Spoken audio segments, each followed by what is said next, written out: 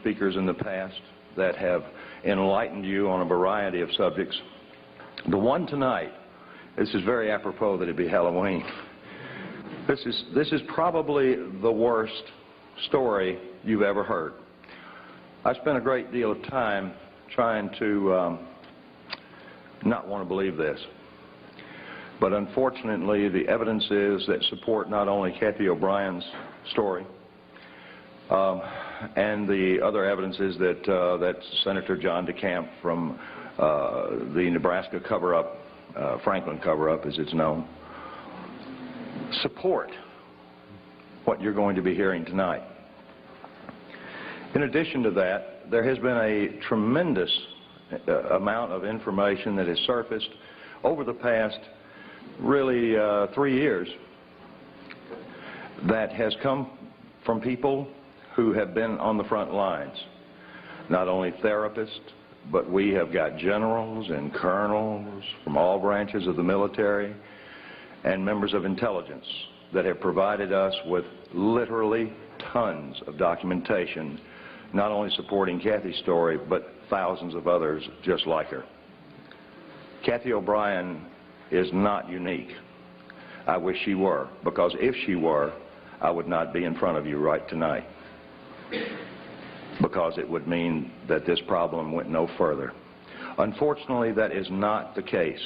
What has happened to Kathy O'Brien is happening all around the world, and it's happening in daycare centers, it's happening in homes, and not homes of Appalachian people who lack lack any education or any written language skills, who have been practicing incest for years. This is happening as a result of a very coordinated effort that has come out of the intelligence communities, again, from around the world. My role in all of this is relatively simple, but nevertheless complex. I'm going to give you all a background tonight of about a few minutes of MK Ultra information, and I request that you all write some questions down for us. We cannot take verbals. We will take written questions. You don't have to sign them or put your name down there, and we'll attempt to answer as many as possible.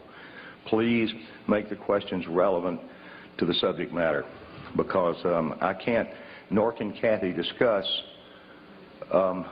what we may surmise are other victims, other than the ones that are the most obvious ones, like Timothy McVeigh. And again, it is not our experience. We have no proof. We only have Mr. McVeigh's admissions and some other information that would support it. But that's an example of our limits. We prefer to answer any and all questions individually, standing up in front of you, because there is no such thing as a bad question. We spent about 5.5 years on the lecture circuit with law enforcement and mental health. Now, that was done to protect us.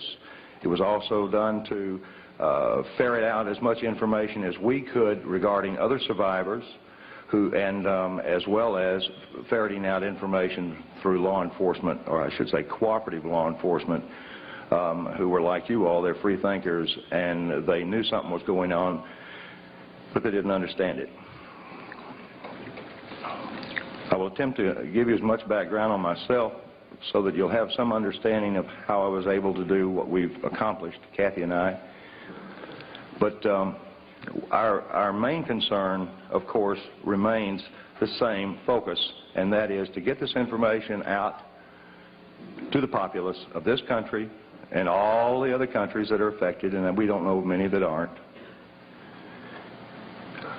and also to affect Kathy O'Brien's institutionalized daughter, Kelly, who, by the way, went into an institution when she was 8 years old, right after I rescued them, and she remains in that institution, or an institutionalized setting, to this day.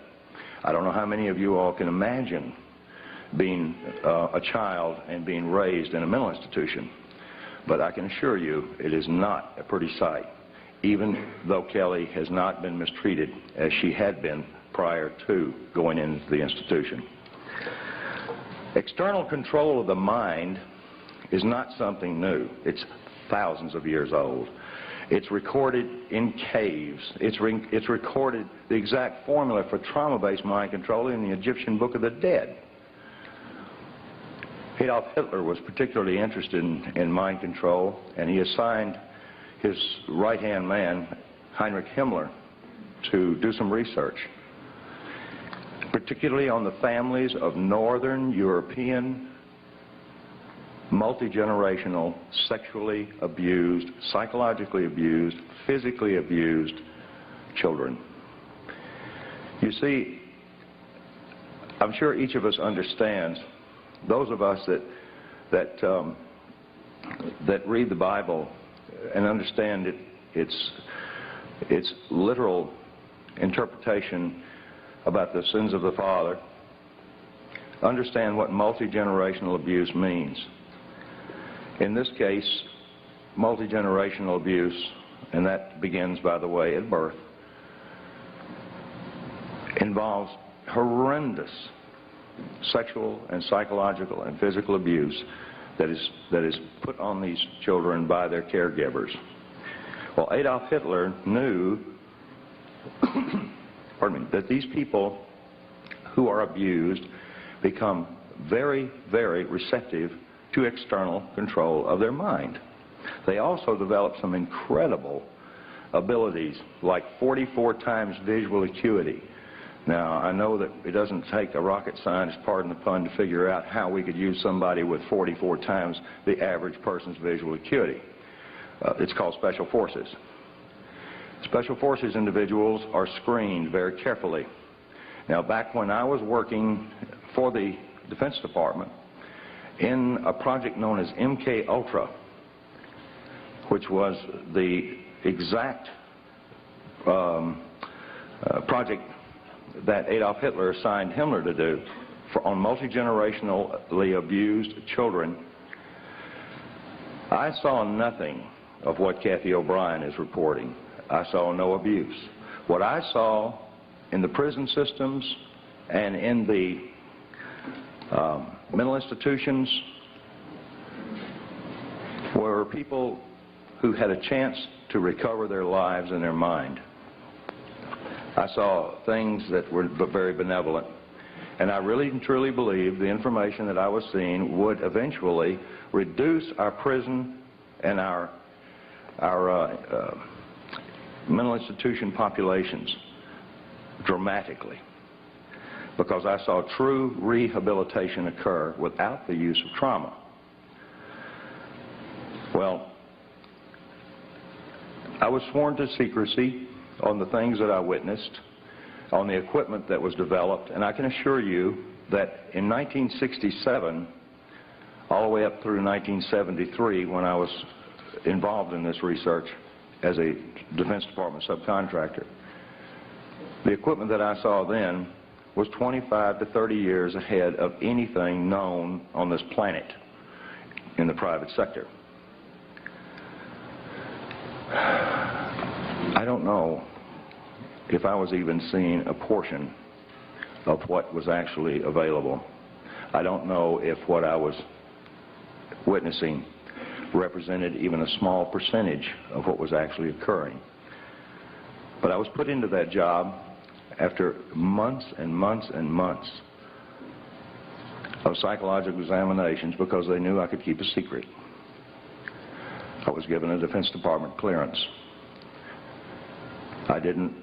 I knew about the Heinrich Himmler studies for Adolf Hitler, and I knew that Adolf Hitler wanted to develop some very serious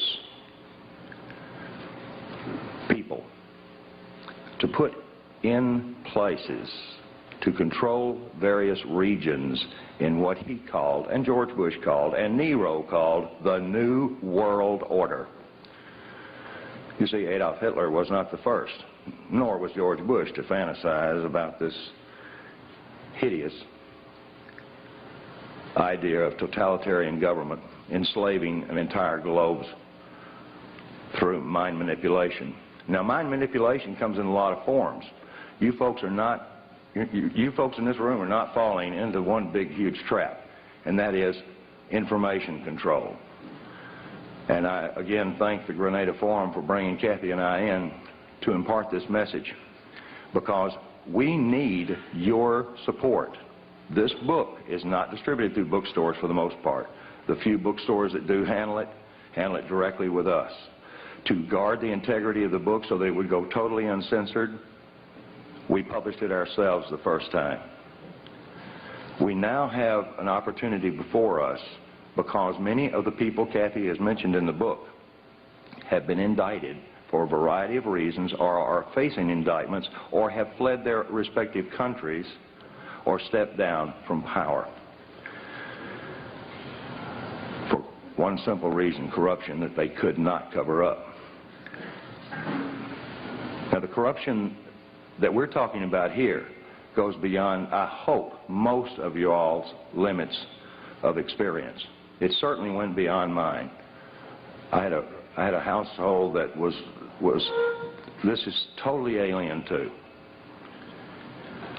But what Adolf Hitler began in his adamant research on, he had the largest number of human subjects from which to work and do his horror on. And it was even accepted by most of the people in his country that these prisoners of war were indeed to be subjected to anything that he chose that would better his country.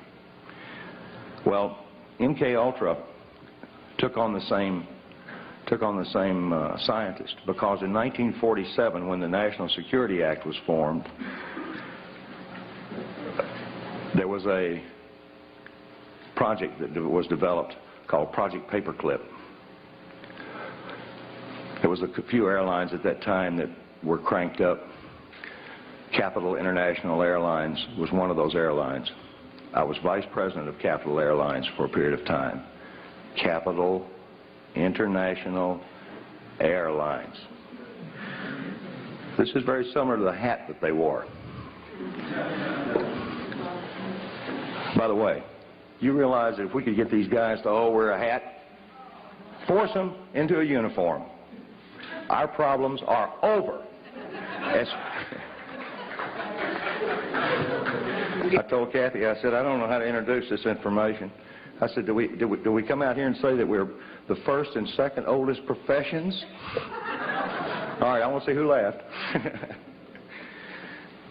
Well, Kathy O'Brien certainly is a remarkable person, but I can assure you the prognosis for recovery of someone who has been horribly abused before age 5, before the brain is fully formed, the recovery I should say the level of recovery is very good. These people can lead normal, productive lives, even though they've experienced, in most cases, a lifetime of horrific abuse. That was the thing that surprised me the most. Now, there are a lot of survivors out there. There are a lot of survivors in various levels of recovery. Kathy is, again, the only one that we know of that is vocal, that has written a book, that's been validated, and we haven't been locked up. Now, I want everybody in this room to understand that neither Kathy or I are suicidal. And we just came back from Arkansas, and I want to tell you, Kathy and I were invited over there to spend 4 days with the investigators because they had found one chapter of her book they were actually able to validate. I said, well, give it to me in print. And they said, we can't do that. And I said, well, okay. Can I use this recording? I was only joking. They patted me down before I went in. But no, these people are what I consider friends of yours and mine. Now, if there are any CIA operatives in this room, you don't have to hold up your hand. But I'll tell you where I'm staying, and I want you to come see me alone. Particularly if you're trying to disrupt what we're doing. Because this information that Adolf Hitler was developing, we developed through Project Paperclip. Project Paperclip was the importation of Nazi and fascist scientists into this country after World War II that saturated our universities, saturated our Fortune 500 corporations, saturated NASA. It built NASA. And it has infiltrated every aspect of society with its filth. Filth in child pornography, filth in blood rituals and hideous religious beliefs that involve human sacrifice, anything to traumatize the mind. Some of these, I'm approached by a number of avid researchers that say, well, this is Satan behind it. Well, I want to tell you, these are people behind it, because I worked for the airline that brought these folks in. I had no idea what I was involved in, but I was recruited by Capital International Airways for the purposes that I could keep my mouth shut, and I worked on a need-to-know basis.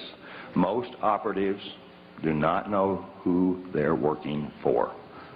There are over 86,000 of them in this country. Now you divide that by 50 and see what you come up with. This place is crawling with Big Brother. The KGB never had that many functioning operatives in high levels as we do in this country. 1984, George Orwell's book, really was a grim prophecy that has come true. Most people are saying that we got to stop this New World Order from taking over. It's already here. We're in it.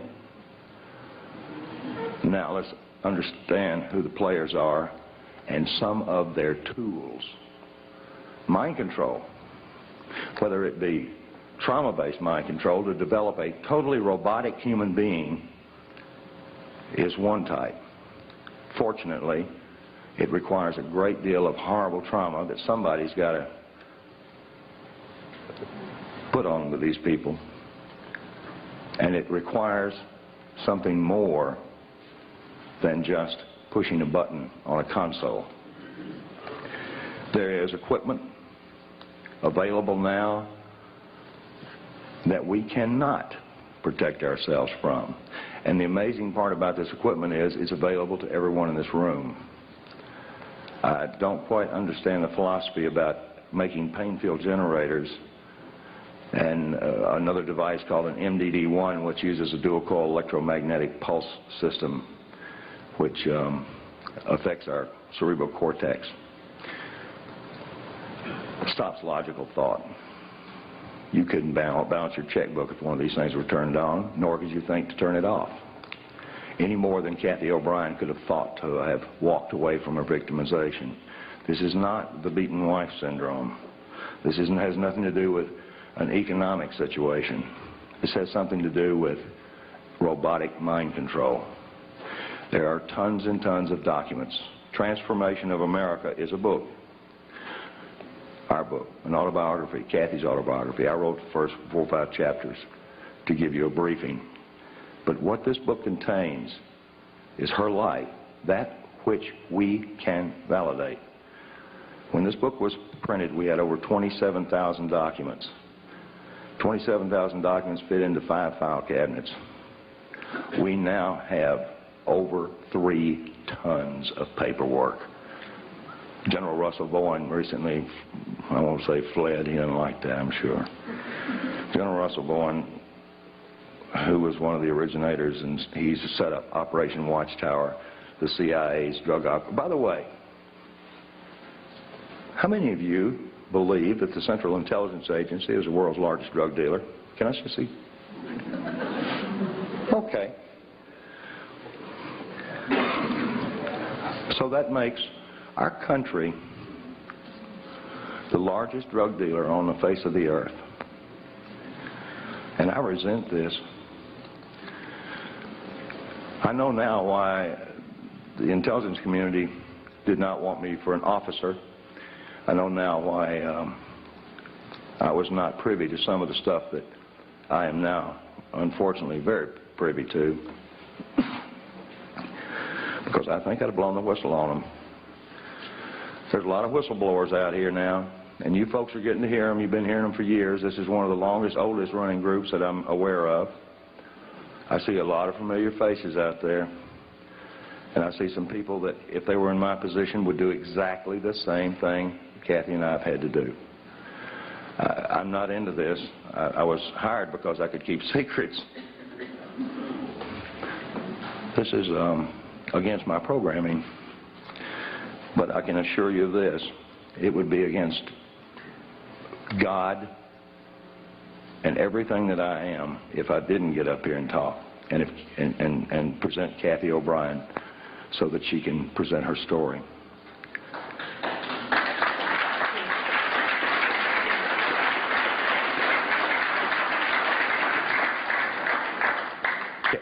Kathy and I are really humbled by the number of people that we see that would have done the same thing. And people come up and say, oh man, we really appreciate what you're doing. I said, well, thank you.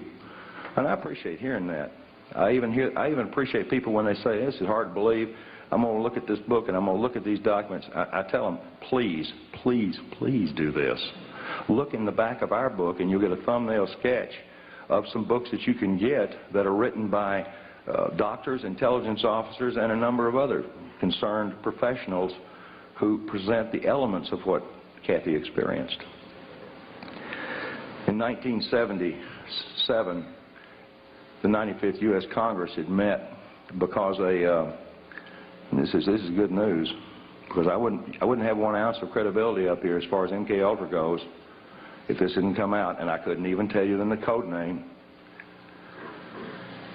But in 1977, the 95th U.S. Congress met to address an issue that a Dr. Ewing Cameron, the founder of the American Psychiatric Association, the APA, the lobby group in Washington that controls what doctors do for our heads when we run into trouble.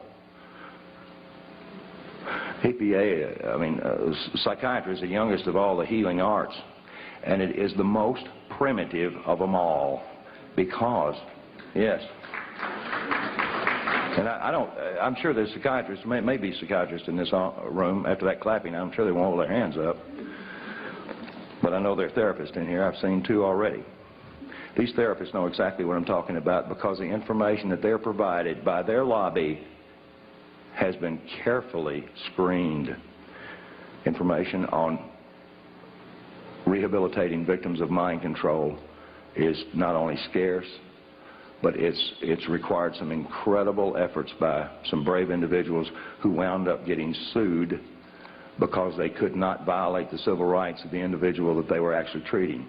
The situation with Kathy and I was very different. I wasn't a doctor. I wasn't a psychiatrist. I had no insurance or practice or license to protect. So I kept Kathy from reading newspapers. You see, when I rescued her on February the 8th, 1988, she didn't know her name, how old she was, or where she'd been. I'd seen this with people involved in espionage, and I immediately thought that Kathy had been an information courier. Even though she was dressed like a prostitute, walked like a prostitute, and talked like somebody that was leading a Christian choir somewhere. It was such a conflict, I couldn't quite grasp this contrast until I was given a great deal of information from some people involved in intelligence in this country and abroad. I was fed a treatment modality that ultimately would lead to putting Kathy O'Brien free again for the second time in her life. The first time was when she was born, and it stopped right there. Kathy O'Brien had been a victim of the most horrendous abuse system known to man. The type of mind control, again, that Adolf Hitler thought that he could use on certain individuals, putting them in positions of extraordinary power and having invisible strings, master puppeteer, to their minds and what they said. I don't know if we have politicians like that now or not, because it seems like you don't have to put them under mind control. They'll do anything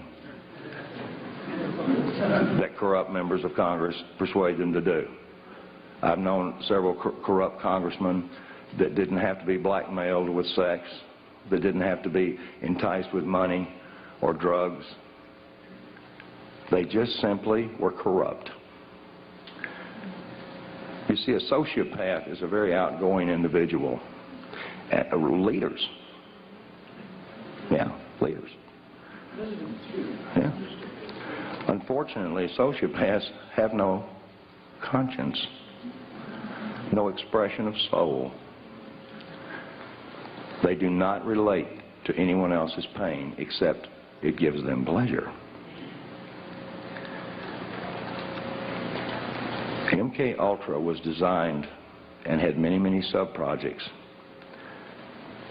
for developing the perfect soldier, the perfect espionage agent,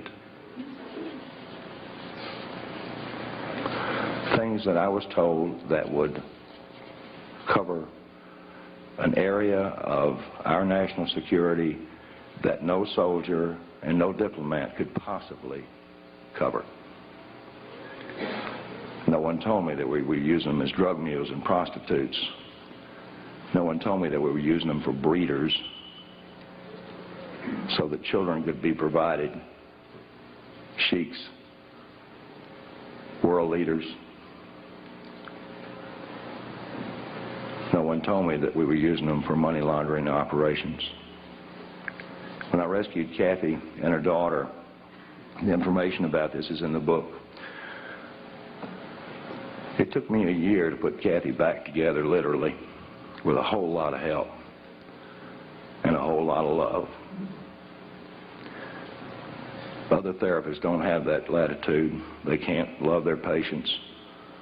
They can't keep them away from telephones. They can't keep them away from newspapers and TVs.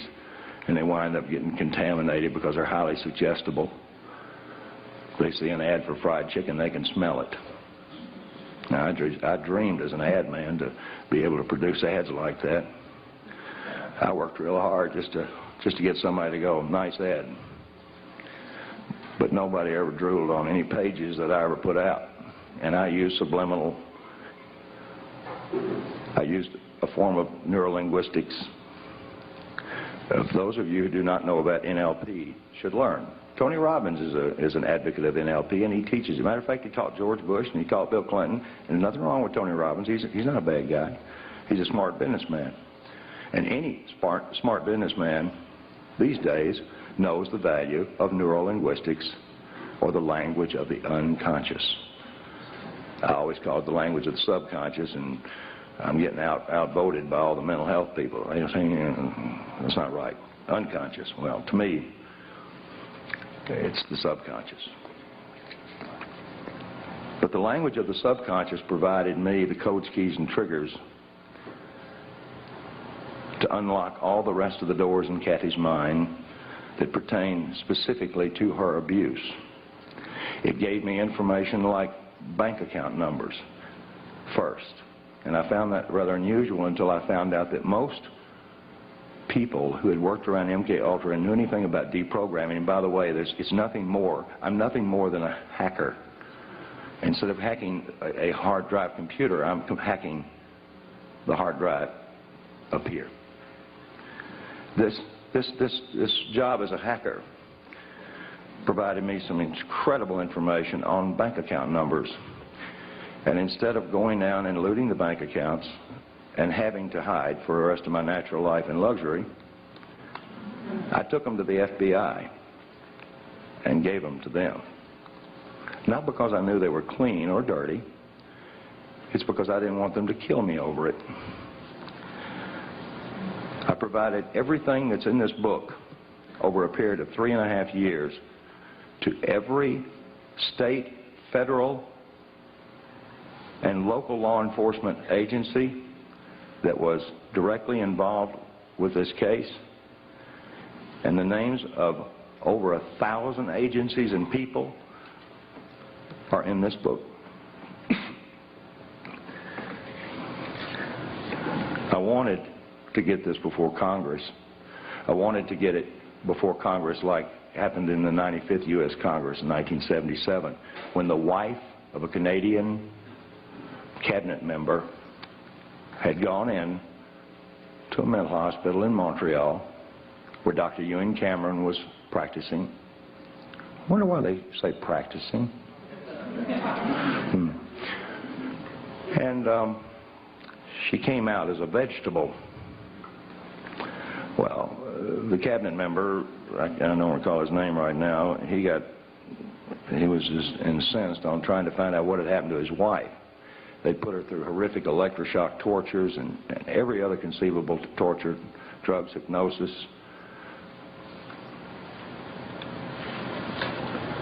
Unfortunately, many others were involved in Dr. Ewan Cameron, the founder of the APA's experiments. Some of those recovered ones, I'm in touch with 2 of them, and these people are highly functional and most likely will be doing the same thing we're doing. One of them will be in the very near future. I don't know of any in this country that have recovered to the point where Kathy O'Brien has, because no doctor can dedicate 16 to 18 hours a day, day in, day out, 7 days a week, and violate every civil right that they've got and get away with it legally. Nor can they have their patients legally go into the safes or safe of their handlers and pull out their diaries. Ooh. By the way, in one of the diaries, it's got Bill Clinton's home phone number. It's got Dick Thornburg on a coke deal for $20,000. And the list goes on. This is a small group, gang. I suppose, if you consider the population of the United States, it's so fractional, these bad guys that are in control of all of us, it's so fractional that we wonder what on earth could they be doing. People wonder, how does Clinton survive all of these attacks against him? How did George Bush survive the attacks against him? Well, he didn't. He went out of office, but I don't believe anything changed. I believe the guy that he had for his replacement did exactly what he wanted to do, like start out with NAFTA and GATT. We're, as David Icke so eloquently said, a one-party system. There are ways to change that, and there are a number of people that are making some very positive efforts in that direction. But that's their job. My job and Kathy's job is to stand before groups like you, very nervous, because we're not nervous that we're standing in front of you so much as we want to make sure that the information you get will excite you enough to where you'll go out and talk about it, or go out and investigate it and talk about it some more. That's all we want to do. We attempt to get our books out by the case, and they get real cheap when you buy a case of them. One box of books, 36 books, $252 if we deliver them. This book is information. It is truth, and it is truth that will set us free. I am absolutely intent on the idea that the information contained in this book will indeed reach the eyes of those who can see. And the information contained on this video that's being produced right now will reach the eyes of those that can hear and see truth, so that they will get out and begin to wonder why Sirhan had the same psychiatrist, Jolyon West, Lee Harvey Oswald, Timothy McVeigh. Now, boy, I'll tell you, this guy's real popular. He's right down here at UCLA. He was also the first person to call me on my unlisted, unpublished, fake name telephone out in the boonies outside of Anchorage, Alaska, after I rescued Kathy and her daughter. And a woman by the name of Margaret Singer, who may be a friend of one or two of y'all out there, but I don't miss a chance to bring out the fact that she was the one that sent another character in on us up there. I wasn't connected well enough to be told not to do anything on my own. And at the time, I was absolutely out of my mind from hearing this stuff. I was suffering from what is known as post-traumatic stress disorder. I was shell-shocked after hearing what Kathy and Kelly were showing me, and then I was, or telling me, and I was showing this information to members of the intelligence community and members of U.S. Customs and other branches of federal law enforcement who validated it for me, thank you. I apologize to everybody that buys our book and reads it, because I tried to make my portion of it informative enough to where it wouldn't hurt you. And I told Kathy that she had to include enough detail in the book, such as the anatomical details of her alleged abusers, so that we could get them into court and make them drop their pants.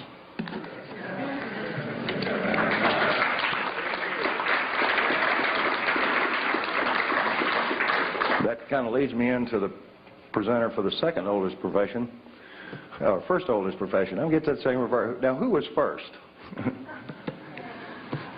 Well, I don't know. It's a long debate in the intelligence community whether prostitutes or spies came first and second. I don't know. Ladies first. Okay. That's a good one. At this point, I'd like to present Kathy O'Brien, the person who rescued my spirituality. I wasn't a bad guy, but I needed that extra push, and I'm mighty proud to have been with her for over 8 years now.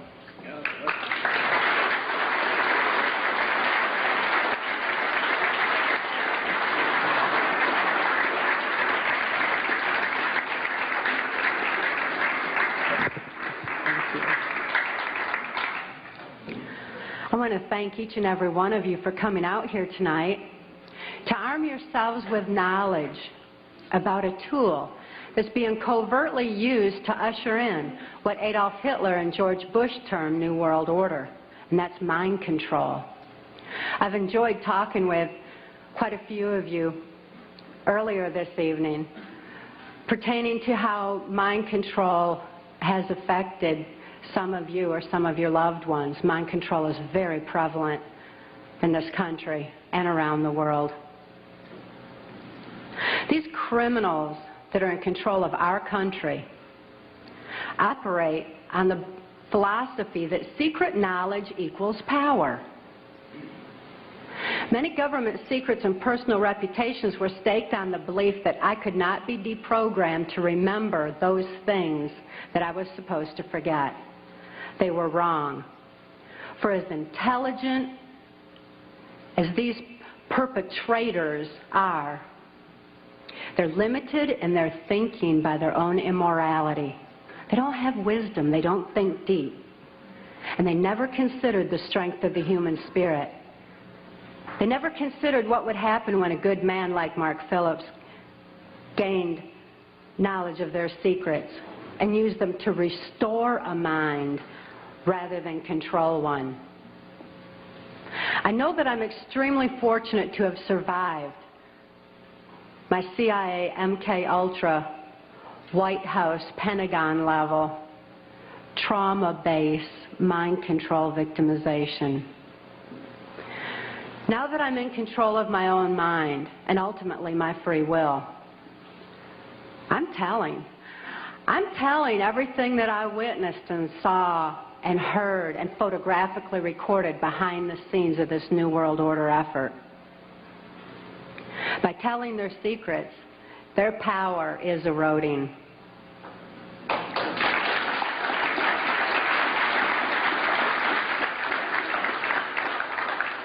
I also speak out to give voice to the many, many mind control victims and survivors out there who can't think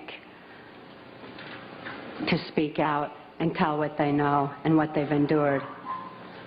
I speak out for the sake of my daughter, Kelly, who's now 16 years old and is a political prisoner in the custody of the state of Tennessee, where she's being denied any rehabilitation due to the political affluence of her abusers.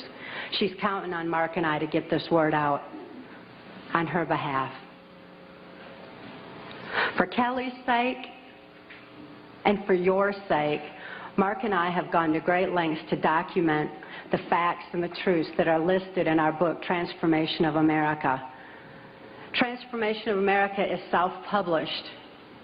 uncensored, so that you can have the facts that you have a right to know and a need to know. These truths have been covered up and kept from all of us for a long time under a blanket of so-called national security. This is the same blanket of national security that has prevented us from obtaining justice despite the extensive evidences and documentation we have. We have over 27,000 documents and evidences. Government insider testimony, medical records, more than enough evidence for any legal procedure in this country, including congressional. But this blanket of national security has stopped us from obtaining justice. It's time for truth to prevail. It's time that these truths were brought to light for the sake of humanity as we know it. I'd like to begin by defining mind control by my experience. I realized that my experience was extreme, that the extensive, total robotic, absolute mind control I endured is more limited than the kind of mind control that's proliferating in society. Mind control has kind of a sliding scale where you've got the total robotic mind control on one side, and you've got mind control that's proliferating, such as in occultism in this country, or Global Education 2000, where children are losing their freedom of thought and their ability to critically analyze. There's so many different aspects of society that are affected by mind control in varying degrees. It's imperative that this information get out. And as I explained, my victimization, it certainly can be applied to all different facets of mind control and mind manipulation. And as Mark and I have heard so many, many times from people who have read the book and heard us speak out, that this is a thread that's tying things together. All of a sudden, this whole new world order is making sense. The erosion of constitutional values, the erosion of morality in this country, all of a sudden, it begins to make sense when we learn about mind control. I was born in 1957 in Muskegon, Michigan, to a multi-generational incest-based family. This means my father was sexually abused as a child, my mother was sexually abused as a child, and they were sexually abusing me. My father sexually abused me as far back as I can remember, and I've often heard him state that he began substituting his penis for my mother's nipple while I was still an infant. I tell you this so that you can understand that my sexuality was confused in infancy. It was put into an area of my brain that's much like survival, like eating and drinking would be.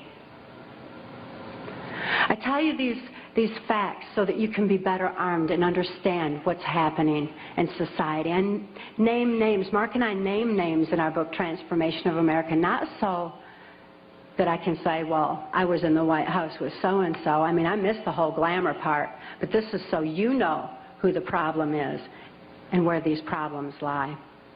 The sexual abuse that I was enduring was so horrific that I developed dissociative identity disorder.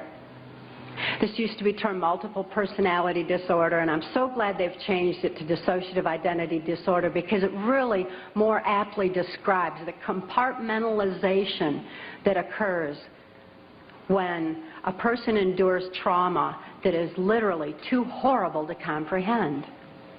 Even though I couldn't understand that what my father was doing was morally wrong, the pain and the suffocation of his abuse was so extensive that I developed dissociative identity disorder. It certainly was incomprehensible. There was no place for it in my mind to deal with such horror. Therefore, I developed a compartment in my brain, a little area behind amnesic barriers that was actually the neuron pathway shutting down in my brain in order to compartmentalize the memory of abuse so that the rest of my mind could function normally as though nothing had happened. So if I'd see my father at the dinner table, I didn't remember sexual abuse. But as soon as he unzipped his pants, the part of me, that part in my brain that knew how to deal with that horrific abuse, the neuron pathways actually physically opened up so that that part of my mind could deal with my father again and again and again as needed. I certainly had a lot of experiences within that compartment that dealt with my father's abuse. But I didn't have a full range of perceptions. I had a very limited perception, a very limited view. Therefore, I'm so glad it's not termed personality anymore. I developed another compartment in my brain to deal with my mother's abuse. Her abuse was primarily psychological. She suffered from dissociative identity disorder herself, and I don't hold her accountable for her actions the way that I do my father, who is fully aware of what he was doing. My mother, in spite of her inability to control herself, destroyed any remnants of self-esteem that I might have developed. And her abuse was so horrific that I developed another compartment in my brain just to deal with my mother. I developed another compartment to deal with the child pornography that my father was subjecting me to. He was earning his living as a worm digger on a sixth grade education and supplemented the family income with child pornography that was being distributed through the local Michigan mafia pornography ring. At that time, there's a criminal faction of our government that was interested in targeting children such as myself for mind control, because this compartmentalization of memory was something that they deemed ideal for keeping government secrets. After all, if I couldn't think to remember, how could I tell about it? Additionally, people who suffer from dissociative identity disorder develop a photographic memory behind those amnesic barriers, because the brain has a defense mechanism that when trauma occurs, it photographically records events surrounding trauma. And an example of this would be that many of you who are old enough to remember, when John F. Kennedy was assassinated, most people know exactly where they were and what they were doing, because this was an event that traumatized the nation. And this exemplifies how the mind photographically records events surrounding trauma. So behind these amnesic barriers, I had a photographic memory, which the government deemed ideal for programming. That way I could deliver messages to and from government leaders, or in my case, also drug lords, who were involved in funding the black budget and funding the New World Order controls. They're interested in programming me so that I would deliver the messages verbatim. When I delivered messages, I delivered exactly what I was told, using the voice inflections of my abusers, with no conscious comprehension of what I was even saying. It was just a tape recorder just parroting out exactly what I'd been told. Another aspect that the government was interested in is that as a dissociative identity disordered person, I had no concept of time, because I was going from compartment to compartment of my brain with no memory of what had happened before. Therefore, I had no ability to even keep track of time, and a concept of it was just absolutely impossible. And it also makes for, if I didn't know what I was doing earlier, I wouldn't know to be tired while I was overdoing something else. Therefore, a person who suffered from dissociative identity disorder had extensive physical endurance, just superhuman strength and ability to keep going and going and going and going. Dissociative identity disorder persons also develop 44 times visual acuity. Very often that's why you see them wide-eyed with the whites around their eyes, because they're actually taking in more of their surroundings than the average person. 44 times more detail than the average person sees. That certainly makes them perfect marksmen for mercenary operations or for intelligence in different areas that the government was interested in developing mind control. I was a chosen one, or a prime candidate, for mind control because of the sexual abuse that I had endured. My sexuality had been enhanced. Therefore, I was used as a sex slave and also delivered messages to and from these government leaders. At that time, because a government, this criminal faction of our government, was so interested in dissociative identity disordered persons, they knew that any child that was subjected to child pornography had to have endured trauma so horrible that they had to be suffering from that disorder. Therefore, this criminal faction of our government sanctioned this child pornography ring so that they could identify and target children such as myself for the project. At that time, the politician, local Michigan politician, mafia politician, the politician who was protecting this Michigan mafia pornography ring was a guy named Gerald Ford.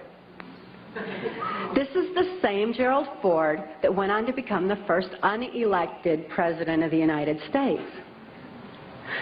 Gerald Ford, I never perceived his political affluence. I only perceived him as another abuser like my father, because Gerald Ford also sexually abused me as a child and sexually abused me right on through my mind control victimization until Mark rescued my daughter Kelly and I in 1988. Gerald Ford is not a pedophile per se. He's what I refer to as trisexual. He'll try anything. Any age, anybody, anytime, anywhere, just as long as he had control. Because he had a perversion of power, in addition to his interest in mind control. Therefore, it was Gerald Ford who came out to our house and explained to my father how to raise me in the project according to government specifications. My father had been caught sending this child pornography through the U.S. mails, and therefore he was approached and told that if he sold me into that project, that he would gain immunity from prosecution. My father remains free from prosecution to date for so-called reasons of national security. My father thought it was just absolutely wonderful and immediately sold me into the project. He felt like the government condoned child abuse. So did I. I certainly felt like the government did. And my father went on to have 5 more children to raise in the project, so there were 7 of us in all. The rest are still awaiting freedom. Once my father agreed to sell me into the project, I was taken routinely to Mackinac Island, Michigan, which is a political retreat where the Michigan governor's mansion is located. It was a bohemian grove of sorts where politicians met and discussed New World Order controls, where they discussed mind control of the masses, mind control in the school systems, how to use occultism as a trauma base. One of my sexual abusers at that time was the Prime Minister of Canada, Pierre Trudeau. Pierre Trudeau is a professed Jesuit. Now, the Jesuits are an intelligence arm of the Catholic Vatican. There's a criminal faction within these Jesuits. I'm certainly not saying all Catholics are bad, nor am I saying all CIA is bad or all politicians. There's good and bad in everything. But nevertheless, Pierre Trudeau represented this criminal faction of the Catholic Church, of the Jesuits, who believed in mind control of the masses because they wanted to be the one world church in the New World Order. The money that was being brought in through the church was funding New World Order controls. And he firmly believed in mind control. Another sexual abuser of mine was then Michigan Senator and later U.S. Congressman Guy Vanderjagt. This is the same Guy Vanderjagt that went on to head the Republican National Committee that put George Bush into the office of president. It was at Mackinac Island, Michigan, when I was 13 years old, that I was dedicated to the senator who had become my owner in this mind control project. That's U.S. Senator Robert C. Byrd. Senator Byrd is a Democrat from West Virginia. And again, as you'll notice as I reveal any names, that this doesn't have anything to do with party lines. Democrats and Republicans both are involved because it's not about party lines, it's about who's for the New World Order and who's not. Nevertheless, Senator Byrd had been in office as I've been alive. He's still in office today. He's been head of our Senate Appropriations Committee, which means he held the purse strings of our country. He decided where money would be spent. And I know from having witnessed and experienced and saw so much behind the scenes that Senator Byrd was appropriating money in directions that would allow for New World Order controls. Not only that, but my father, for having sold me into this project, was granted a lucrative military contract for making camshafts for military automobiles and all. My father became extremely wealthy on his 6th grade education. Senator Byrd, as my owner, would decide where I should go, when, what operations I would be forced to carry out during the Reagan-Bush administration, what places I should be taken specifically for mind control programming. Senator Byrd directed all of my activities. Also around that time, I'd made my first communion in Muskegon's St. Francis de Sales Church. Having made my first communion, I also endured an extra ritual after that was referred to as the rite to remain silent. That's R-I-T-E, as in ritual. This involved Congressman Vanderjagt and the head of our church at that time, Father Don. And they subjected me to an occult blood ritual. This was so horrific. It was this reversal of the Catholic Mass. It confused my mind because when a person's operating on a subconscious level because they're so traumatized that consciously there's no place for what they're enduring, the subconscious mind has no ability to discern and to question and to reason the same way that the conscious mind does. And this reversal of the Catholic Mass into occultism just made it all seem to run together in my mind. It was absolutely horrific. This blood ritual was so horrible that my mind readily accepted the mind manipulation that I endured afterwards, a hypnotic language, the neuro-linguistic programming, mind control programming, that actually changed the way that my brain was functioning, so that, you know, that part of my brain that I said would open up to deal with my father's abuse again and again? They changed that so that they decided when, where, and how that particular compartment of my brain would be opened and accessed. And they replaced the triggering mechanism with hypnotic codes, keys, and triggers, hand signals. There's also phone tones that can also open those neuron pathways and give access to the compartmentalized memory as well. They replaced that at that time. And this was with this right to remain silent. I also had a silence in my head after that, because up until that time, I heard, it was just my own voice, but I heard my voice arguing back and forth with all these different perceptions and from the different compartments in order that I could formulate some kind of a decision about things. I remember before the right to remain silent that I had some free thoughts of my own, and I had hoped for a place in the world where people didn't abuse each other. I'd hoped to have 10 children that I knew would be at least 10 children in this world that weren't abused. I'd hoped for those things, but with the right to remain silent, I lost my capacity, my ability for free will thinking. I lost my ability to even hope anymore. I lost all free will entirely. This right to remain silent silenced this argument that always went on in my head, and instead all I ever heard from that point on was the voices of my abusers directing me, telling me exactly what it was I was supposed to do. I could only robotically follow those instructions and carry them out. By the time By the time I was ready for high school, Senator Byrd ordered that I be sent to Muskegon Catholic Central High School.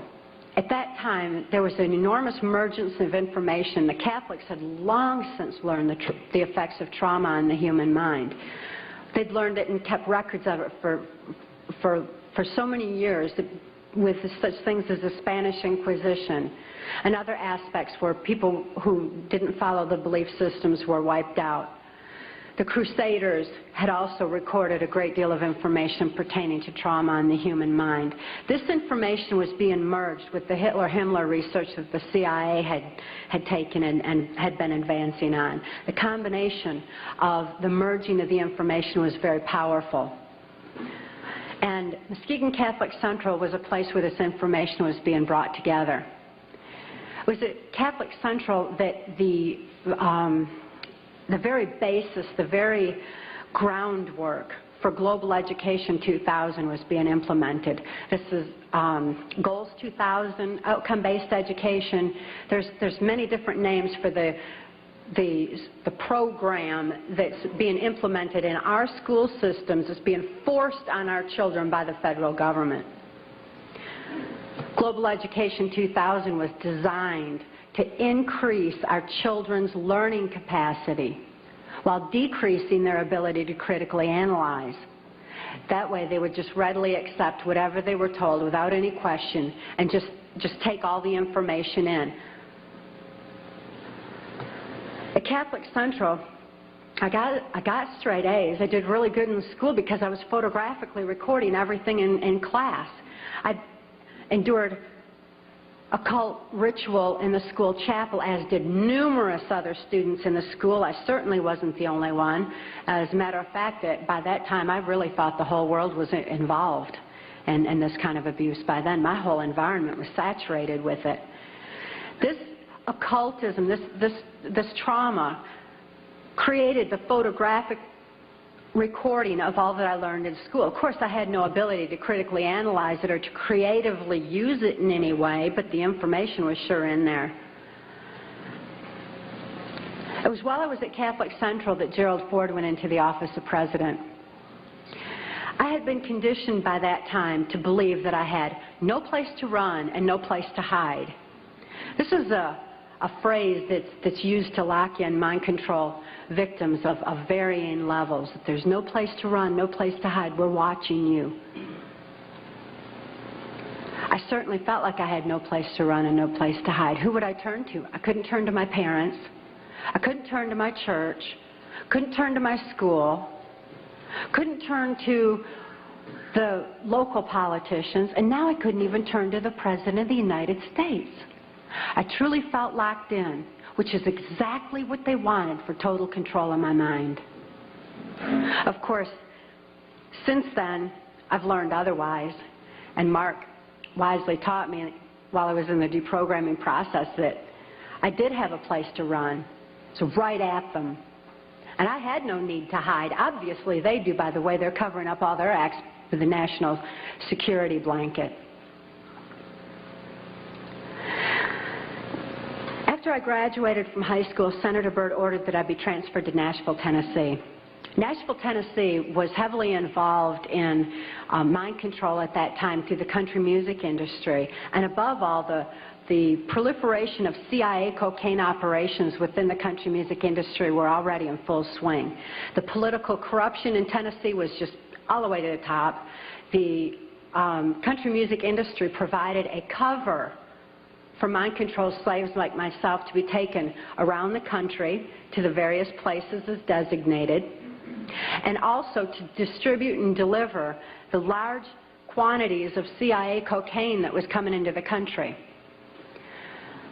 It was my experience that the CIA's so-called war on drugs is no more than the CIA eliminating their competition as they take over the drug industry worldwide.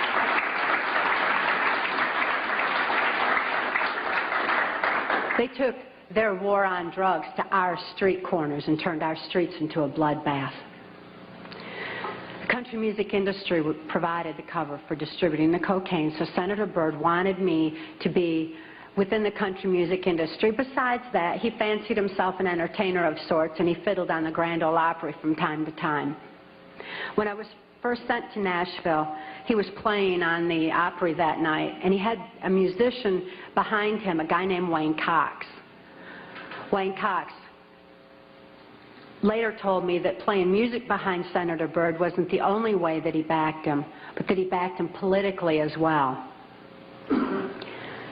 After the Opry that night, I endured an occult ritual again. Occultism is oftentimes used as a trauma base for mind control. Who can comprehend that kind of a trauma? Blood ritual is absolutely horrible, and it's a perfect trauma base for mind control, for the compartmentalization of memory.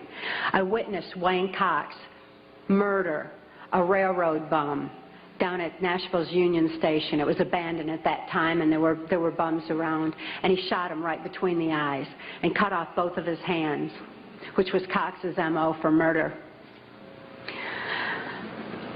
After this blood ritual, this horrible trauma, I was programmed that Wayne Cox would be my first handler in MK Ultra Mind Control. As my handler, Wayne Cox would follow Senator Byrd's directions and instructions, and above all, he would be subjecting me to more trauma sufficient to satisfy the numerous compartments Senator Byrd wanted developed in my brain for mind control programming so that I could carry out various operations during the Reagan-Bush administration. I endured numerous occult rituals after that. Wayne Cox at that time was working directly under the direction of Louisiana Senator J. Bennett Johnston, and he took me to his hometown in Chatham, Louisiana. J. Bennett Johnston at that time was heavily involved in mind control operations because he was running a band of mercenaries out of Louisiana. At that time, this band of mercenaries were going in and out of South America.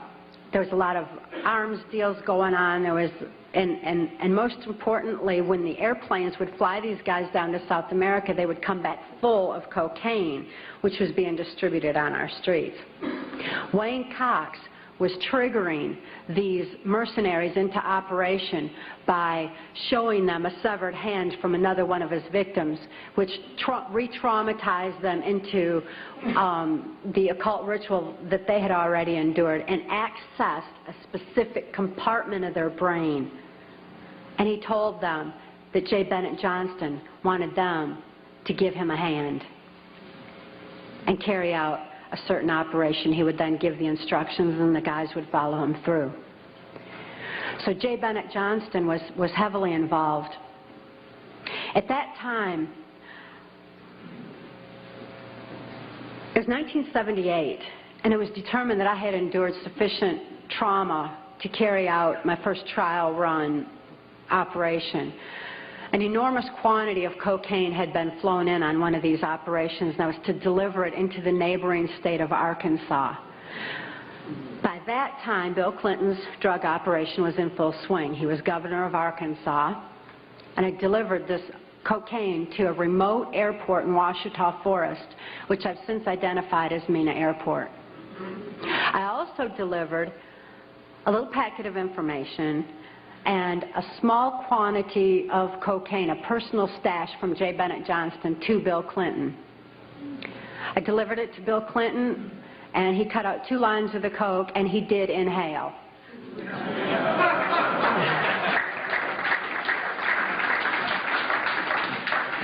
That certainly wasn't the only time I saw Bill Clinton using cocaine. My sexual experience with Bill Clinton was extremely limited, in spite of the fact that I was a sex slave. It was my experience that Bill Clinton is bisexual, leaning far more towards a homosexual end. All I've ever seen him involved in was the homosexual activity, with very limited experience with him myself. Whereas my experience was much more prevalent with Hillary Clinton, because Hillary is also bisexual, leaning more towards a homosexual end, and it was she who accessed my sex programming to fulfill her perversions. Around this same time, J. Bennett Johnston subjected me to some other mind manipulation that involved, instead of an occult theme, an alien theme. Now these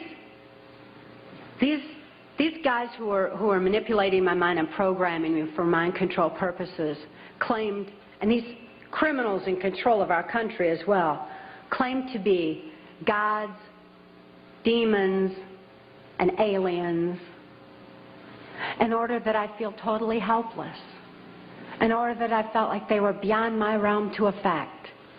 And it certainly worked at that time. J. Bennett Johnston told me that he was an alien.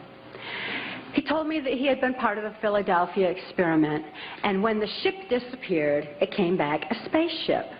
This is in keeping with kind of an air-water mirror theme that NASA uses quite frequently, a reversal, because, again, the subconscious mind doesn't have any reasoning capacity. J. Bennett Johnston then showed me, through his office at General Dynamics, a then top secret stealth.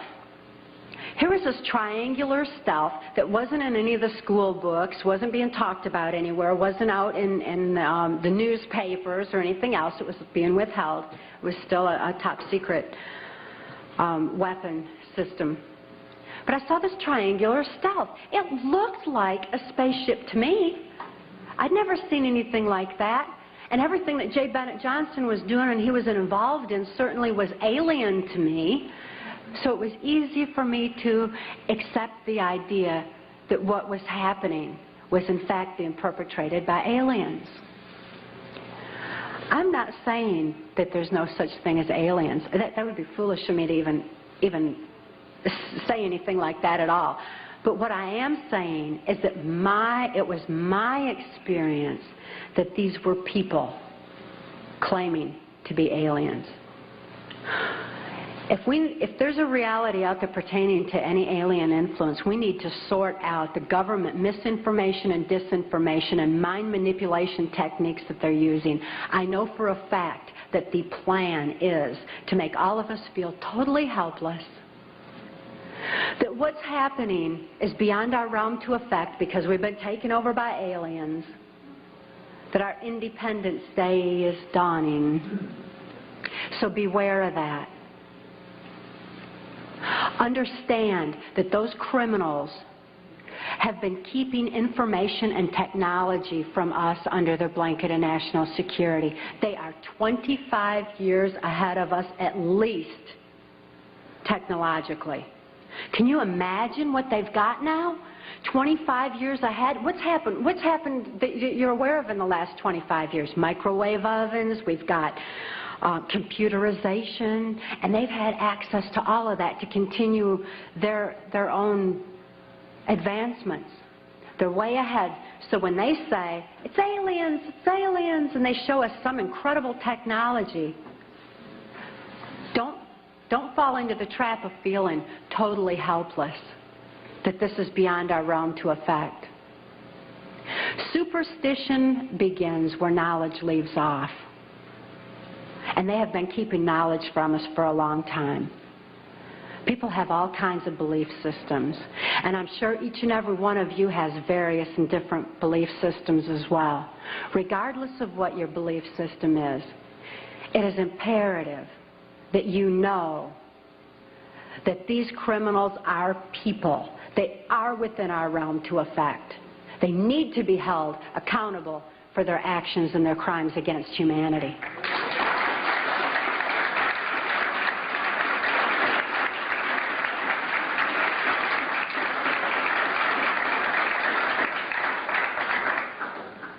It was 1980 and my daughter Kelly was born.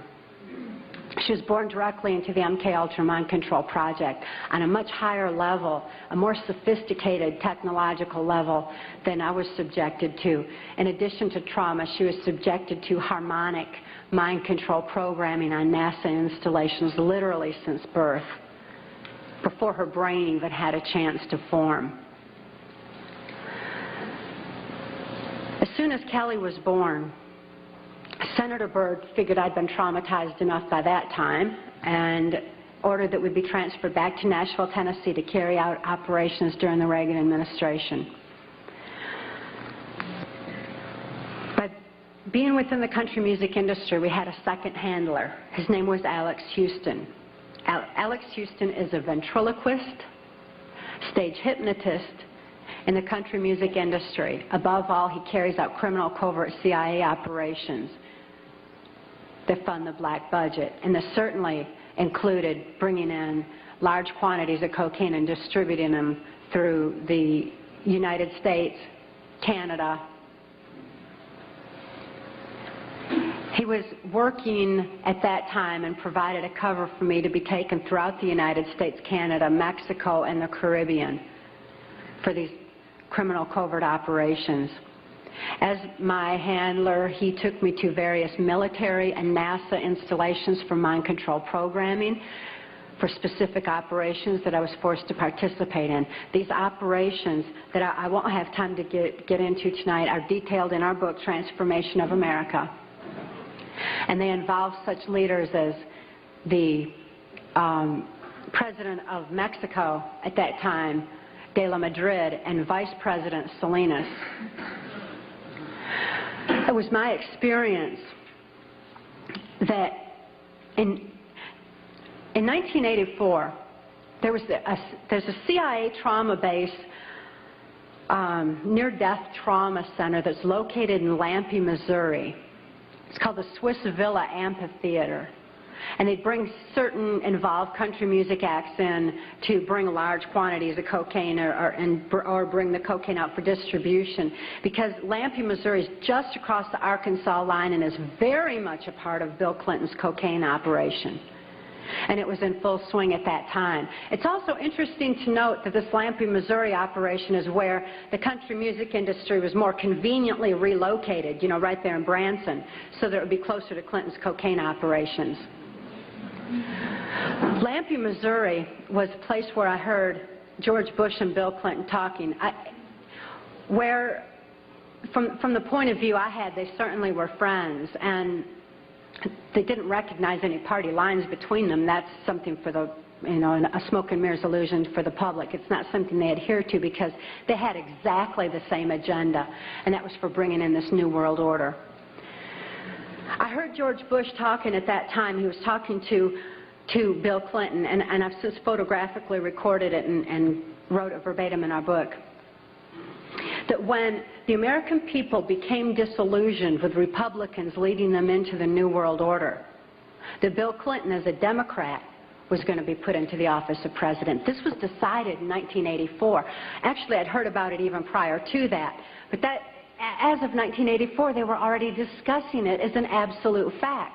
It was also discussed in the groundwork for NAFTA that by the time George Bush went into the office of president, that Salinas was going to become president of Mexico, and they together would be bringing in the NAFTA, which was the beginning of New World Order controls.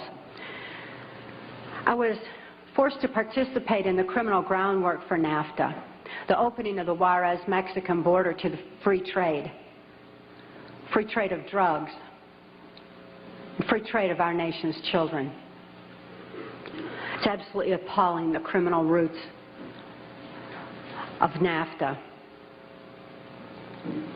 Again, this is detailed in the book. But it's interesting to note that these political moves had already been decided way back when. And as I deprogrammed, and as I was, it was really something to me to find out people didn't know about this stuff. I mean, it was so obvious to me. I didn't realize that people were unaware and had bought into some kind of smoke and mirrors illusions of what was going on, and never thought to look behind the scenes to what was really going on.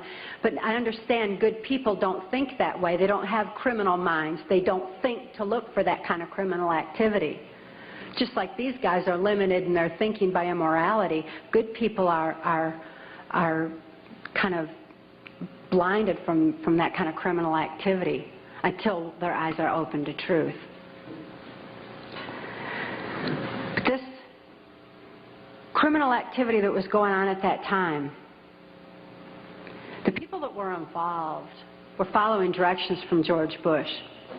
I don't purport to know it all. I don't purport to know that George Bush is at the very top of all this, but he is as high up as I knew. It was my experience that Ronald Reagan answered to George Bush, not robotically, not under mind control, but willingly, because George Bush was respected for what he knew about bringing in the New World Order. Consider his past. George Bush first began with the United Nations. Then he went on to head our CIA. Then he ran our country through 3 administrations that I'm aware of, the Reagan administration, his administration, and the Clinton administration, because Reagan and Clinton both answered to him. Mexican President de la Madrid answered to him and knew that Salinas was to be coming into power, and Salinas had more influence in Mexico at that time than de la Madrid, that, as far as my experience was concerned. Also, Saudi Arabian King Fahd followed orders from George Bush, as did the Prime Minister of Canada, Brian Mulroney.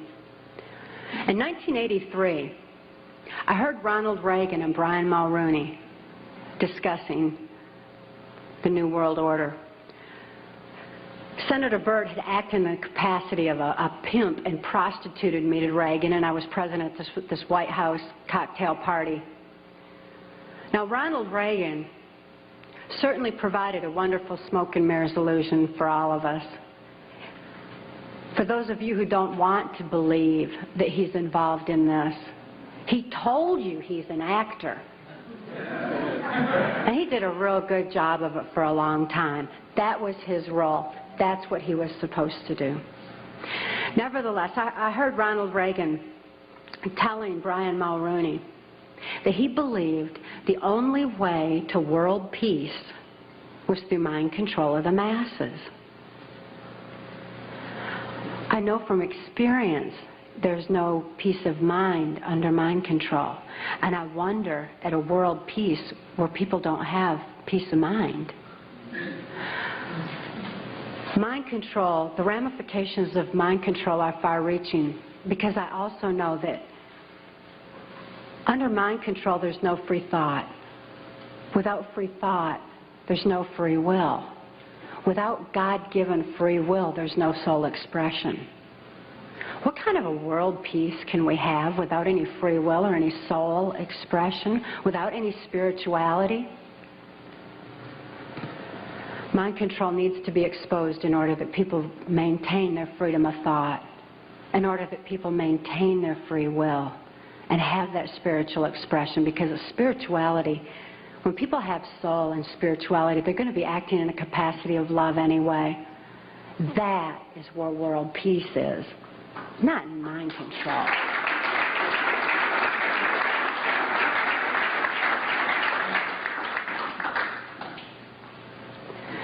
By 1988, I'd been forced to participate in numerous operations against my will, all of which I certainly would never have done.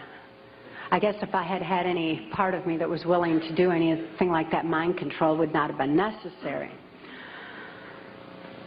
I'm appalled at what I was forced to participate in, but I am relieved that this information is getting out, that people are passing the book Transformation of America hand in hand, hand to hand, so that hand in hand we can take back our country.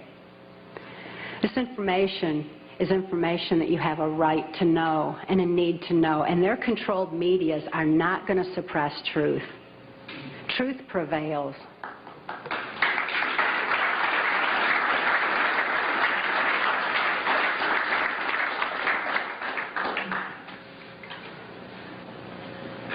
In 1988, Mark rescued my daughter Kelly and I. We couldn't think to escape. I couldn't think to save my daughter any more than I could think to save myself. And all those childhood hopes and dreams were certainly hadn't come to fruition. When When Mark rescued Kelly and I, we didn't have any ability to even hope for good people. We didn't know they even existed. We didn't have a capacity to trust anyone. It wasn't within our realm of experience. I couldn't think to reason that Mark was a good guy. But I'd seen him with his animals. And even though I didn't have any ability to consciously reason, and Kelly didn't have any ability to consciously reason things out or to think things out, we had this extra sense developed. We sensed things very strongly.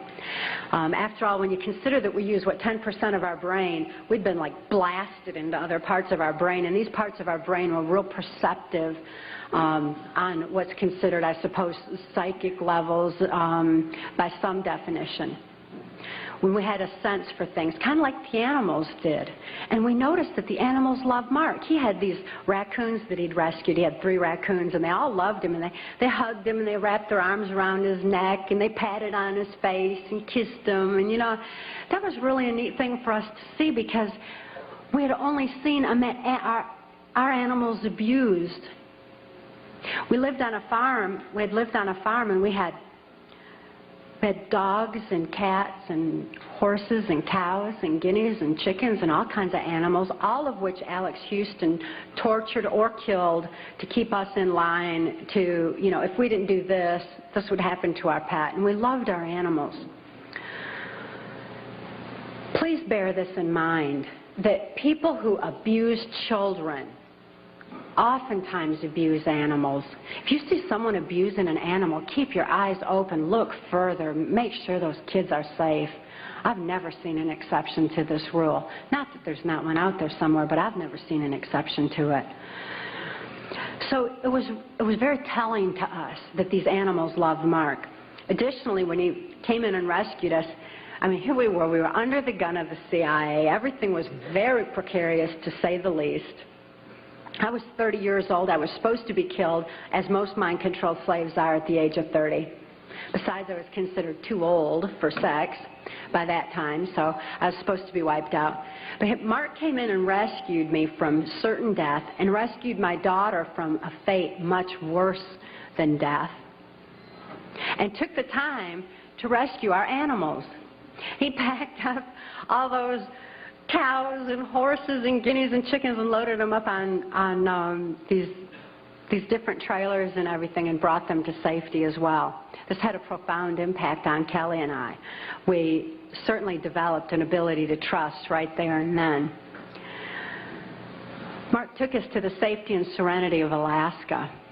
Since we were safe for the first time in our lives, experiencing love for the first time in our lives, memories of our past began flashing on our mind's screen. As these memories flashed, and I started to remember what had happened to me and to my daughter, particularly during the Reagan-Bush administration, I became enraged.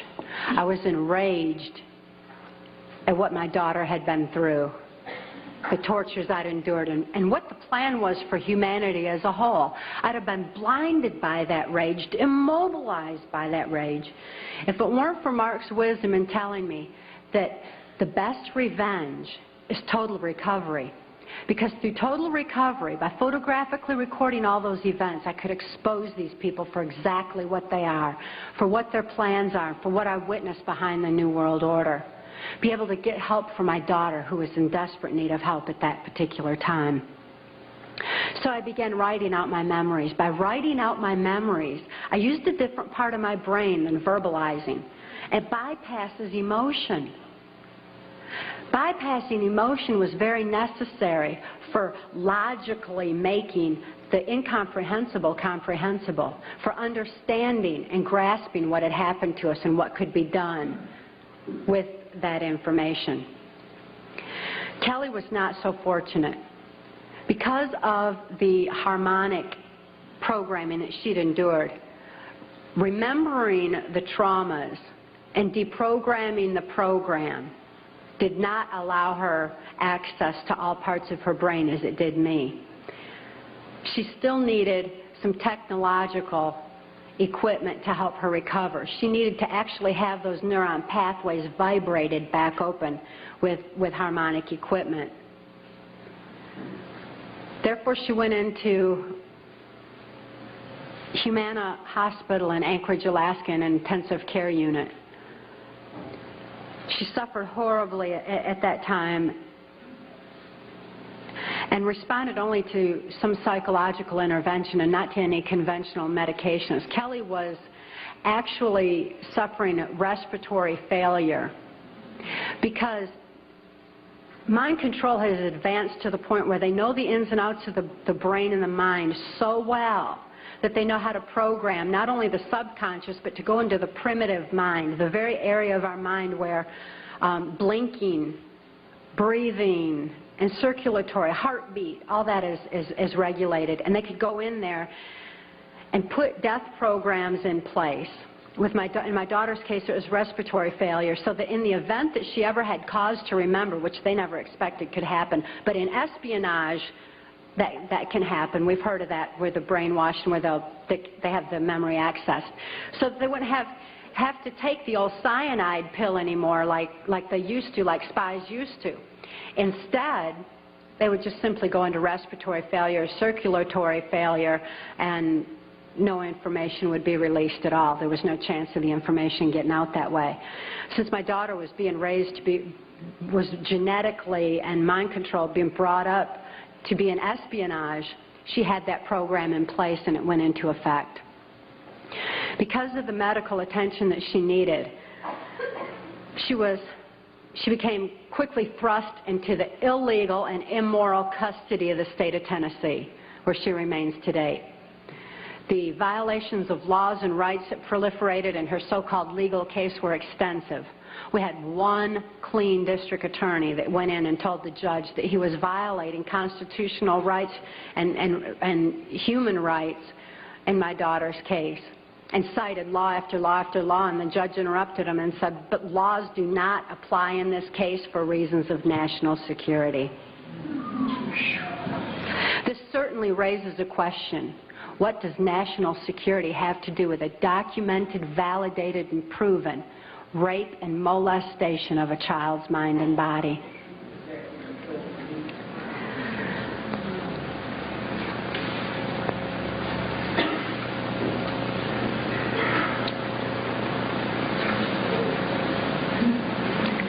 For Kelly's sake, and the sake of so many other mind control survivors out there, we need to lift this veil of national security. We need to repeal the 1947 National Security Act.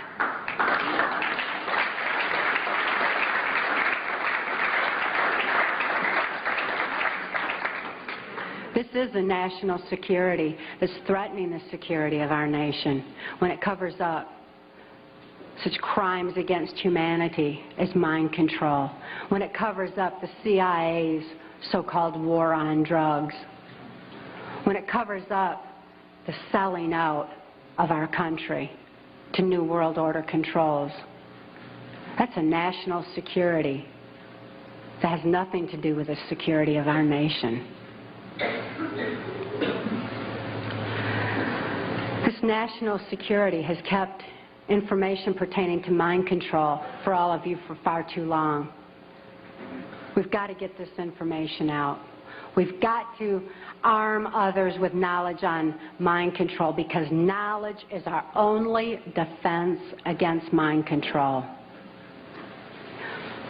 We need to get this information out in detail so that we can all be more effective in our particular areas of taking back our country and ultimately taking back our world, for Kelly's sake, for the sake of all the other mind control survivors and victims that I know are out there. There's many, many of them. And for the sake of humanity as we know it. It is truth that sets us free. Please help us spread the word. Thank you.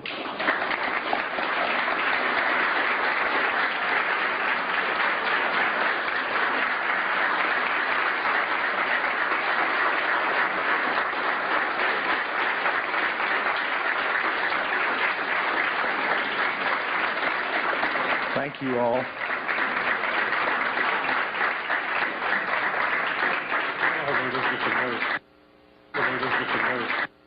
Jonestown was an MK Ultra project, but now, and that's right out of the government printing office, right out of the FOIA.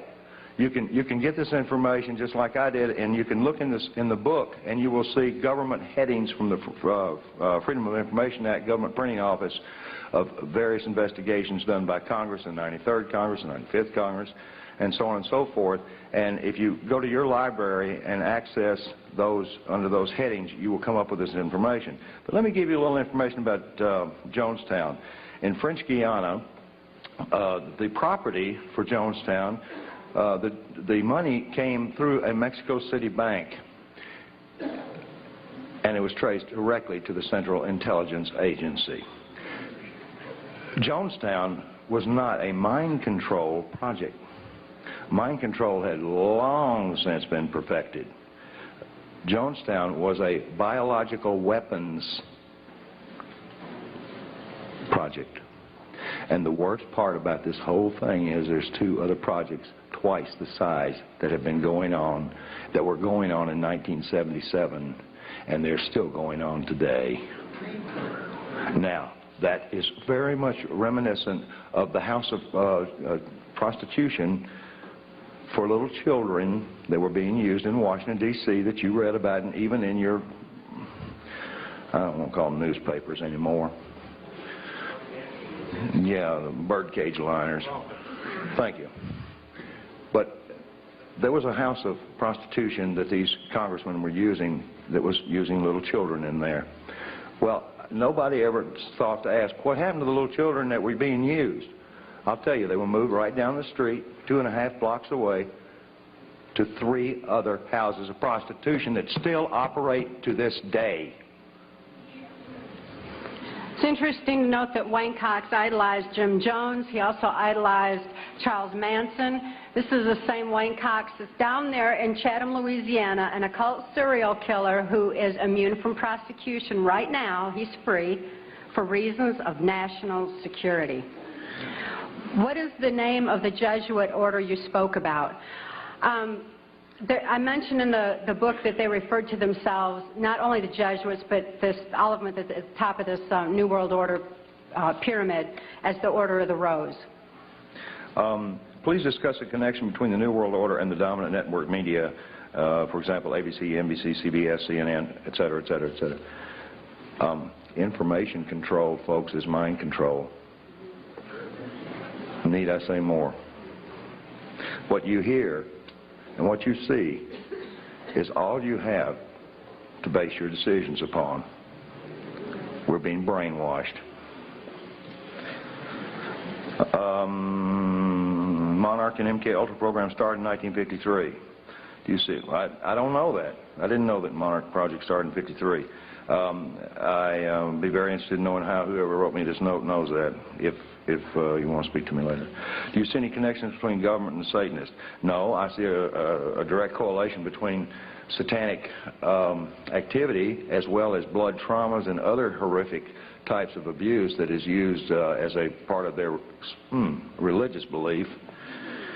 But I don't downplay the subject of Satanism. It's just that when you say aliens did it, demons did it, I can't do anything about a demon. I can't do anything about an alien. I can do something about a human being that says they're a demon and says they're an alien. And you all can affect those kind of folks too. But I don't know of any way to go after a demon. And I don't know any way to go after an alien. And I'm not saying there's not aliens, and I'm not saying there's not demons. But I want to tell you all something. Every single patient up until about 1982 that was presented with dissociative identity disorder, or back in those days MPD, or multiple personality disorder, was diagnosed with demons, and they went right off the edge. And if that didn't get them, the how does that make you feel got them, or your session is up got them, when they were right in the middle of an abreaction. That's re-experiencing the trauma. So the poor patient was either going to be subjected to a exorcism by a good intention, in most cases a religious person, or an exorcism of sorts from their therapist. because they didn't have any other information. They didn't know what they were looking at. They didn't realize the brainstem was scarred, very much like they have multiple sclerosis, and that you can get people to retrain the brain right through the auditory, but you can't say, let me get that demon out, or, oh, gee, I hope the alien doesn't come get you tonight, because you're reinforcing program. So no, I'm not downplaying Satanism. I'm not downplaying any sort of religious belief. What I am downplaying is a belief that it's something other than human beings. Take one. How much mind control is in the mass media? For example, last year there's no such thing as black helicopters. As of last month, everybody knows the military has black helicopters. Mind manipulation in the media is extensive, and they're controlling us by controlling our information. The same way that they're controlling children through the information that they're being fed in the school system. To answer another question, yes, it is in our school systems now. And the computers have actually been changed where the history has been altered, and people like Thomas Jefferson even left out of history in order that our children be brought up with socialistic values. So just as our children are being manipulated in the school system, all of us are being manipulated through the medias. We need to be especially careful that when trauma occurs in this country, that we're not losing any more of our freedoms, that our freedoms aren't eroding further, because they know that the traumatic effects on your mind are making you more susceptible and more suggestible and receptive to whatever controls they want to implement. So we need to be very alert to this and very aware of it. Here's a good question. Are many FBI and CIA personnel under mind control? I've heard they are. These are incredibly good questions, y'all. And I'm going to answer this question the best way I know how. I don't personally know anybody under mind control working for the CIA or the FBI. I know a lot of them that are under information control. I do know this, that the CIA and the FBI recruits Mormons with favoritism who have just come off of their mission. Thank you. Now, these gentlemen are very receptive to taking orders. They are highly suggestible, and they are ones who I know are being manipulated. There is a disproportionate number of Mormons in both the FBI and the CIA. I do not find that to be an indictment of the Mormons. Matter of fact, we'll be in Salt Lake City speaking on the 13th of November, addressing a number of concerned Mormons because of this very subject. Staying in the religious aspect here, what do you think of Linda Blood's book, The New Satanist? Could you talk about Michael Aquino and his M.O.? Yes, absolutely. Michael Aquino is a primary mind control programmer of mine. Linda Blood is... By the way, he's a litigant, too. He sues everybody that ever talks about him. Including Linda Blood. Including Linda Blood, except us. Now, he got on national television and said, yeah, I know that, Mark Phillips. He is going to be the destruction of all organized religion in this country. Well, now there's an indictment.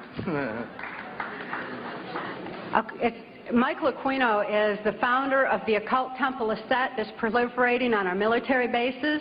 He is with the Psychological Warfare Division. Was with the Psychological Warfare Division. Some of his power is eroding thanks to the exposure that he's getting through people like Linda Blood. And it was my experience with Michael Aquino that he does not believe in the power of Satan. He does not believe in spirituality at all. That's not a part of what he does. What he does believe in is the power of trauma on the human mind and the compartmentalization of memory through high-voltage stun guns. How does mind control work? Whoever asked me that question, I hope they bought a book. Why aren't people able to see beyond mind control once they're controlled? Then it wouldn't be mind control. It'd be foot control or hand control or finger control or eye control. There's no conscious thought. There's no conscious awareness under mind control. You cannot think to get out of it. There's no reason to get out of it because you don't even think that you're being abused. You don't think. That's the simplest analogy I can give you. You are a reactionary robot. How do you get deprogrammed? with love, Yeah, well, a lot of patience. the modality for doing that is in our book. It's a 15-step one, and no therapist can legally do it. I can, and I'm not doing it anymore. How come the powers that be haven't killed either of you? Two reasons. How many people in here believe in God? All right. Those that have your hand up know half of the reason. The other reason is we followed a very careful path to the proverbial barn. We did not make some of the mistakes that some of our predecessors have, for instance, in the Enns Law case and others. It's not that I'm any smarter. It's just that I listen well, and I know how to trust. Therefore, I know who to trust, even those that I have not seen. Another reason, too, would be they've got so many fires to stomp out now, and people bringing truth out that, you know, we're just one of many. And besides, you know, stopping us is not going to suppress the truth. Were you ever at the Bohemian Club in Northern California? Yes. There's a chapter in the book pertaining to Bohemian Grove and some of the meetings that went on there between the politicians and world leaders that were involved. That's a place that needs to be exposed for exactly what it is. Okay. When I run into the same things over and over again, I'm not going to re-answer them. These are excellent questions. They're all excellent. Thank you. Someone asked, considering the things you've seen, the places you've been, why are you still alive today? I can tell you from personal experience, even though I can't tell you all the places I've been, I wonder how I'm still alive today. But it remains a total mystery to me, and it always will. Now, her body bears the scars. She has some of the things that they can't take away, they can't deny. Like Mr. Byrd, if he were undressed before Congress and the nation, there are things he can't deny, and Mr. Cheney as well. But there are undeniable scars that this lady carries that are not on her mind. They're on her brainstem, all over her body, thousands of stun gun scars, and a vaginal mutilation that defies the worst horror story you can imagine. Now, those are things that people don't do to themselves. Now, I had a CIA boy who was pawning himself off as an enforcement officer with DEA, who was on assignment to U.S. Customs in Florida. That should have been a tip-off. He said, you know, FBI believes she had that done to herself. I said, of course she did, with a pocket knife, moron. I said, how in the world would anybody even find anybody evil enough to do something like that? And I tracked it down. It's an ancient Egyptian practice taught to Michael Aquino. And I understand from her that he is alleged to be the one that told her handler, Alex Houston, how to use carving knives to do it. He bragged that he was a carver. He carved people. Could you please elaborate on Ronald Reagan's involvement? Oh, yes, I could for a long time. I wish we had more time. Details are in the book. I need to bring up Ronald Reagan's situation. A number of us, you know, I've got my wall in my office covered in invitations from Ronald Reagan, from George Bush, and some other presidents. One I don't even want to mention, that I was invited to dinners and inaugurations and all sorts of things through my relationships with people in the community and the State Department. When I heard this information, I wasn't shocked about Ronald Reagan, because when I was with Ampex Corporation in the early 70s, Ronald Reagan was governor of California, and he was in big trouble because he had encouraged a MK Ultra mind control experiment to be instituted in the Vacaville prison here in California. And it made the congressional record. And Ronald Reagan is the governor that was the only governor of any state in the United States that got caught instituting trauma-based, chemical-based, frontal lobotomy, and so on and so on and so on and so on, mind control in our prison systems. And now it is rampant. As a matter of fact, this is the one subject you can get more information out of Congress on than any of the rest of them. Is there any link between the homosexual prostitution ring found operating out of Barney Frank's a few years ago on your topic tonight? I can't say that I'm an authority on this, but I talked to a bunch of psychologists and psychiatrists, one of which was privy to some medical documentation on one of the children that came out of that, and the answer is 100% yes, it's connected.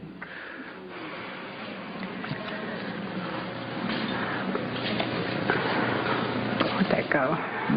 How does remote viewing being done by various former military men such as Major Ed Daines and Courtney Brown compare with your mind control? It's all under the guise of MK Ultra. Remote viewing, anything. I was part of the Duke studies in 1967 and 68, working with the paranormal. Most of the people I saw were of, at that time, Soviet origin. As a matter of fact, I didn't know we had a Cold War going on. I really didn't. I mean, there was a huge exchange of information. I was constantly sitting down at the table with KGB agents, and they were identified as such, and handed me cards. Cards. KGB handing out cards. I couldn't even understand. The first time somebody handed me a card, I said, well, this is the end of me. He said, do you have a card? Who is Kelly's father? That's this several times. Wayne Cox was Kelly's father. He was her father because genetically they wanted her to have the capacity to be able to kill because she was being brought up in espionage for those kind of purposes. But it's interesting to note, and I think David Icke, a dear friend of ours, stated it eloquently, that just as knowledge is neither good nor bad, it depends who has control of it. By that same token, genetics, for as powerful of an influence they are not stronger than the human spirit. Kelly's soul is just so beautiful, and her loving capacity is enormous, and the love that she operates from is extensive.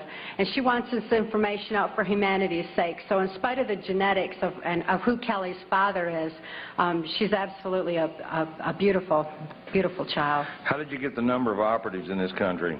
I don't know. Who asked me that question? Who did it? I got the answer to that three ways. There's a catalog company called Budapest out of Washington that's a catalog of spy books, and ours will soon be in it, hopefully. And there's a number of books in there. I can't remember the title now. But the New York Times also reads that catalog and orders those books. They're done by Stockwell and every other name you can imagine, and Philip Agee. And Philip Agee, I don't have a lot of respect for at all, except for one thing. George Bush stood up on national television and said he hated him more than any man on earth. I just couldn't help but love the guy. You say in your book that mind-controlled slaves were permitted any drug except marijuana. Why? It's an excellent question. The effects of marijuana on the brain are not conducive to mind control. It doesn't mean you can't be traumatized and put under mind control. It just means it screws up the programming. Because it actually opens neuron pathways in the brain. It expands thought. I'm not going to stand here and speak pro-marijuana because... No, because somebody be putting it in my car and popping me for it. But I am anti-marijuana because we see all these ads on TV and everything, and even Dole and Clinton in their campaigns are saying, what's it, Dole said, guns, violence, and marijuana, you know, as if it's so violent, because it is not conducive to mind control. They want it off the streets more than they want their drugs, like cocaine, off the street. Marijuana is especially targeted. I don't promote the use of marijuana as a Band-Aid for mind control because, again, knowledge is our only defense against it. Tell us about the congressmen and women who are helping you. Yeah, right. I'll tell you one. Bob Clement, I grew up with him. Matter of fact, when his father was governor, I used to go up with him, and I remember I was highly traumatized by something I saw at the governor's mansion, which I'm not going to tell on Bob, because it didn't have anything to do with him.